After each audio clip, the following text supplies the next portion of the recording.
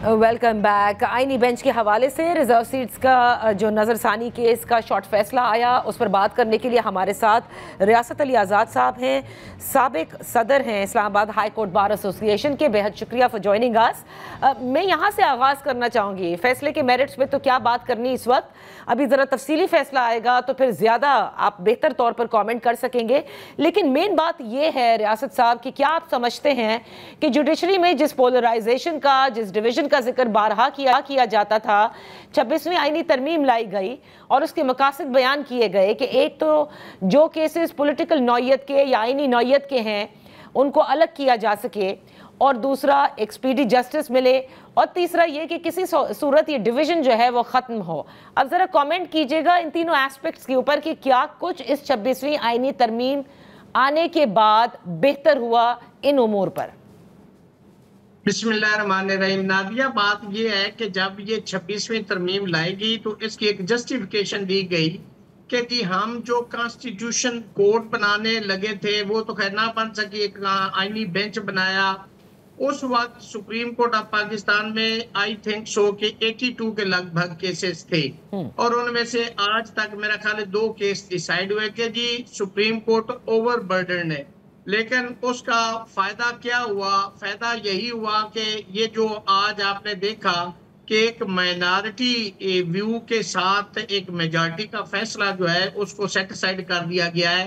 चूंकि 26वीं तरमीम का मकसद ही ये था कि आप अपनी मर्जी की अदालत बना सकें, अपने मर्जी के जज, जिसको हम कोर्ट पैकिंग कहते रहे, ये फायदा हुआ है। और इससे फायदा सिर्फ हुकूमत को हुआ है।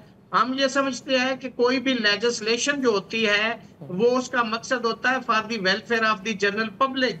लेकिन मुझे एक बिल नादिया उठा के एक अमेंडमेंट बता दें कि जो अवामी मफाद के लिए की गई हो, in the interest of justice for the general public की गई हो, ऐसा कोई आपको मिसाल नहीं मिलती। आज ये जो फैसला जिसका आप ने जिक्र किया इंट्रो में, मैं समझता हूं कि इससे अदलिया की जो साख थी उसको इतना बड़ा नुकसान पहुंचा कि मेरे पास लफ्ज नहीं है। आज जस्टिस मुनीर की वो जो एक तारीख थी उसको दोहराया गया है। इसमें नसीम हसन शाह, जिसने जुल्फकार अली भुट्टो शहीद को उस बेंच में जिन्होंने फांसी दी थी, ये उस जैसा एक फिर फैसला दिया गया है। ये वो फैसला है जो काजी फैज ईसा ने अदलिया का बेड़ा गर्क किया और अदलिया के अंदर धड़ेबंदी की और एक सहूलतकारी की। ये उसका एक शाखसाना नजर आ रहा है। अच्छा, इस फैसले से। अच्छा, अब लेकिन इसमें 2-3 बातें हैं, देखें, और मैं I am just gonna go point wise. सबसे पहले आपने इस फैसले पर जिक्र किया कि इससे आप समझते हैं कि अदलिया की साख को नुकसान पहुंचा है, राइट। मैं ये कहना चाहूंगी कि इसमें जो अगर जरा सा हम जिक्र करें कि पाकिस्तान तहरीके इंसाफ जो जमात इंडिपेंडेंट कैंडिडेट्स लड़े और उसके बाद उनका जो इल्हाक हुआ सुन्नी इत्तेहाद काउंसिल से, वो कहते हैं शुरू में से जो बातें हुई उसमें से जो मोटी मोटी बातें की गई, एक ये कि सुन्नी इत्तेहाद काउंसिल के अपने जो हेड हैं उन्होंने सुन्नी इत्तेहाद काउंसिल के प्लेटफॉर्म से इलेक्शन में हिस्सा नहीं लिया, यानी कि सुन्नी इत्तेहाद काउंसिल ने इलेक्शन में हिस्सा ही नहीं लिया, नंबर 1। नंबर 2, वो ये कहते हैं कि सुन्नी इत्तेहाद काउंसिल ने जब आपने रिजर्व सीट्स के लिए नाम जमा कराने थे, उसकी एक तारीख होती है, उसकी एक स्क्रूटनी होती है इलेक्शन कमीशन की जानिब से, आपने उस वक्त भी वो नहीं किया, यानी जो वक्त था। सो लिहाजा इस वक्त गलती जो है वो टेक्निकल एस्पेक्ट्स देखे जाएं तो वो पाकिस्तान तहरीके इंसाफ के उन रहनुमाओं की है, ना कि पूरा मलबा अदलिया पे डाला जाए। जी नादिया, इस पे 2 बातें बड़ी इंपॉर्टेंट है कि जब ये इलेक्शन हुए तो पीटीआई को तो खैर जो लिख के लगाते थे, अपने फॉर्म जमा करवाते थे, तो उनका तो वो फॉर्म ही एक्सेप्ट नहीं होता था। उन्होंने जब आरओ के पास गया तो उन्होंने कहा जी आप आजाद लेके लाए, फिर उन्होंने अपील लेकी। मैं इस बहस में नहीं जाता, ठीक। लेकिन जो आर्टिकल 51 है 1973 के आइन का, उसका जो प्रोवाइजो है उसके अंदर ये लिखा हुआ है कि जो लोग आजाद हैसियत से इलेक्शन लड़ के आएंगे और जीत जाएंगे, उन्हें विद इन 3 डेज किसी भी पॉलिटिकल पार्टी को ज्वाइन करना। उसके अंदर किसी जगह पे ये नहीं लिखा हुआ, पार्लियामानी पार्टी का लफ्ज इस्तेमाल नहीं हुआ, किसी जगह पे ये नहीं लिखा कि वो इलेक्शन लड़ के आई हो या वो इलेक्शन जीत के आई हो, उसमें सिर्फ एक पॉलिटिकल पार्टी का जिक्र है तो उस वक्त उन्होंने सुन्नी इत्तेहाद काउंसिल को ज्वाइन किया और उसके बाद वो जो उसकी रिक्वायरमेंट थी वो उन्होंने पूरी कर दी। ओके, तो जब ये लिखा हुआ है वाज़े तौर पर पॉलिटिकल पार्टी, अब इस फैसले के बाद हम क्या समझें? क्या आप समझते हैं कि फॉर फ्यूचर या तो फिर इसको चेंज करना चाहिए लेजिस्लेचर्स को, या फिर अब यही एक आपका यार्डस्टिक होगा कि इस फैसले के बाद इसी को इस्तेमाल किया जाएगा कि सुप्रीम कोर्ट के आईनी बेंच ने जब ये फैसला किया और उसके बाद नज़रसानी केस जो था उसमें ये बात तय पा गई कि किस किस्म की पार्टी को ज्वाइन करने की इजाज़त होती है और अगर ना किया जाए तो उन रिजर्व सीट्स का क्या होता है। So this is the president that is set. Nadia, बात ये है कि जब इसको चैलेंज किया गया सुप्रीम कोर्ट में, फिर 12 जुलाई की जजमेंट आ गई। 12 जुलाई की जजमेंट ने जब ये फैसला दे दिया कि जी ये तो बुनियादी तौर पे जो इलेक्शन कमीशन का फैसला है और हाई कोर्ट का फैसला है ये गलत है, तो ये एंटी स्टेटस को चले गए जहां पे ये पीटीआई थी या पीटीआई क्लेम करते थे, इसलिए पीटीआई ने वहां पे अपनी वो दी।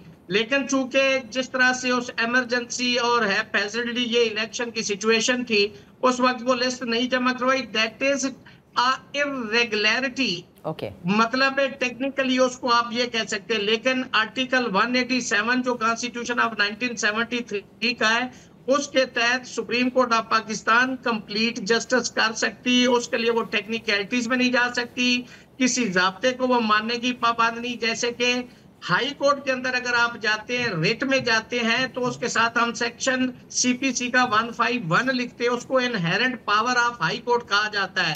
और अगर फौजदारी केस में जाएं तो सेक्शन 561A है सीआरपीसी का, कि अदालत जस्टिस देने के लिए, कंप्लीट जस्टिस देने के लिए किसी जाब्ते की हाई कोर्ट या सुप्रीम कोर्ट पाबंद नहीं है। अगर उन्होंने लिस्ट जमा नहीं करवाई थी तो ये एक इरेगुलरिटी थी। लेकिन आप मुझे बताएं, इस फैसले में उन्होंने कहा कि जी पीटीआई को सीटें नहीं दी जा सकती, तो मुझे आइन के अंदर आप नादिया बता दें या इलेक्शन रूल्स के अंदर कहां लिखा हुआ है कि ये सीटें आप किसी दूसरी पॉलिटिकल पार्टीज को दे सकती हैं। और इतनी अंधेर नगरी तो नादिया नहीं है ना कि आप जो जीत के हैं, जिन्होंने इम्तहान दिया, वो चाहे ग्रेस मार्क से पास हुए, आप उनको पास की डिग्री भी नहीं दे रहे, और जो लोग इम्तहान में ही नहीं बैठे आप उनको कहते हैं कि पास हो गए, इनको डिग्री दे दो। ये किस आइन, किस कानून, इससे अदलिया का तमस्खर उड़ा है पाकिस्तान के अंदर। 26वीं तरमीम के यही मकासद है। देखे पीछे 26वीं तरमीम जब हुई तो 72 उठक बैठक हुई। अब ये फैसला आने से उन 72 उठक बैठक और जिस तरह उस पे लोगों ने गुफ्तगू की थी कि ये लेजिस्लेशन कैसे हुई है, कंपेल किया गया, प्रेशराइज किया गया, अब वो ताने खत्म हो जाएंगे। इससे 2/3 मेजॉरिटी जो है हुकूमत को मिल जाएगी और सुनिया और जनगलियां दे विच मिर्जा यार फिर जो मर्जी है वो करती रहे। अच्छा, तो रियासत अली आज़ाद साहब मुझे एक चीज बताइएगा कि जब ये 26वीं आईनी तरमीम नहीं थी और किसी भी केस का फैसला आता है, आप रिव्यू में जाते हैं, क्या ये नहीं था कि रिव्यू उस वही बेंच सुनता है? जी नादिया, उसमें बड़ा क्लियर कट व्यू था 26वीं तरमीम से पहले कि री और पास दे व्यू, यानी कि वही बंदा जिसने पहले सुना है वो उस पे दोबारा नजर डाले, इसको रिव्यू कहते। रिव्यू बड़ा टेक्निकल चीजें होती हैं कि apparently on the face of record if some mistakes are floating on the face of order or the record that can be reviewed। बिल्कुल ठीक है। अब 26वीं आईनी, अब बीच में 26वीं आईनी तरमीम आ गई, उसके बाद एक आईनी बेंच मार्ज़े वजूद में आ गया इस 26वीं आईनी तरमीम के ज़ेरे तहत, और इसीलिए ये रिव्यू हमने देखा मखसूस नशिस्तों का कि वो इस तरह से जिन जज साहिबान ने इसको सुना और जितनी बड़ी बेंच थी। बट मैं आपसे ये जानना चाहती हूँ कि आफ्टर द 26th अमेंडमेंट किसी भी केस के रिव्यू के लिए क्या है अब? What are the changes? देखिए नादिया, रिव्यू के लिए अगर उस जजमेंट को देखें तो उसमें तो मेजॉरिटी व्यू आज भी प्रिवेल करता है, तकरीबन 9 जजेस का वो फैसला है। अब रिव्यू में 5 नए जजेस आ गए हैं जिन्होंने वो फैसला सुना ही नहीं, उस बेंच का हिस्सा ही नहीं थे, और जिनकी अपनी कॉम्पिटेंस हमने भी इस्लामाबाद हाई कोर्ट ने सुप्रीम कोर्ट ऑफ पाकिस्तान में चैलेंज कर रखी 26वीं तरमीम, अभी उसका फैसला नहीं हुआ और वो खुद आके तो इसमें बैठ गए हैं। तो ये कैसे मुमकिन है कि आपका एक माइनॉरिटी व्यू, अगर ये देख लें शुरू में 2 जजेस जो थे आयशा मलिक और उनके साथ अब्बास साहब थे, उन्होंने शुरू में रिव्यू डिसमिस कर दिया, 2 वो इसके अंदर ऐड करें तो जिनका ये मेजॉरिटी व्यू ये माइनॉरिटी में चला जाता है। ये पहली दफा पाकिस्तान की तारीख में हुआ कि मेजॉरिटी का फैसला माइनॉरिटी ने सेट साइड कर दिया और रिव्यू में कर दिया है। ये नहीं है कि अपील है, अपील में तो ठीक है केस रीओपन होता है, उसमें सारा का सारा केस डिस्कस होता है, फैक्ट्स भी, लॉ पॉइंट्स भी, लेकिन रिव्यू में तो सिर्फ उसका लिमिटेड स्कोप होता है। मैंने अपनी बीइंग स्टूडेंट ऑफ लॉ दुनिया की जुडिशियल हिस्ट्री और पाकिस्तान के रिव्यू के अंदर पूरी जजमेंट को सेट साइड कर दिया है। ये एक बहुत बड़ा अजूबा हुआ है। रियासत अली आज़ाद साहब, बेहद शुक्रिया फॉर ज्वाइनिंग अस टुडे, और इसी के साथ प्रोग्राम का वक्त खत्म होता है। कल फिर आपकी खिदमत में हाजिर होंगे। इजाजत दीजिए, अल्लाह हाफिज।